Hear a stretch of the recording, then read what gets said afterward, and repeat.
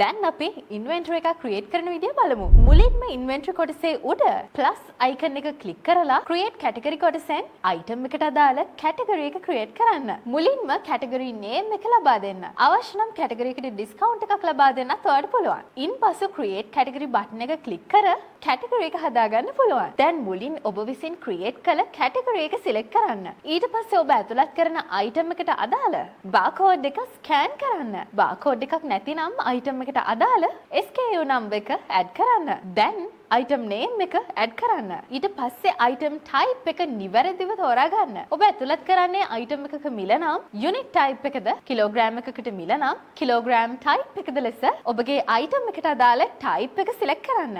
ඊට පස්සේ product එකේ cost price එක ඇඩ් කරන්න. මෙහි cost price එක යනු item එක supplier ගෙන් මිලදී ගැනීමට වැය වෙන මුදලයි. return price එක කියන තැනට ඔබ product එක sell කරන price එක ඇතුළත් කරන්න. ඒ වගේම දැන් ඔබ කැමති නම් product එකට discount එකක් ලබා දෙන්න පුළුවන්. ඒ වෙනුවෙන් ඉදිරියේ තියෙන icon button එක ක්ලික් කරලා ඔබට අවශ්‍ය discount type එක select කරන්න. ඔබට අවශ්‍ය වන්නේ මුදල් අනුපාතයක් ලෙස නම් pay rate යන්නද ප්‍රතිශතයක් නම් percentage යන්නද ලබා දෙන්න. ඊට පස්සේ available stock එකේ තියෙන item ප්‍රමාණය ඇතුළත් කරන්න.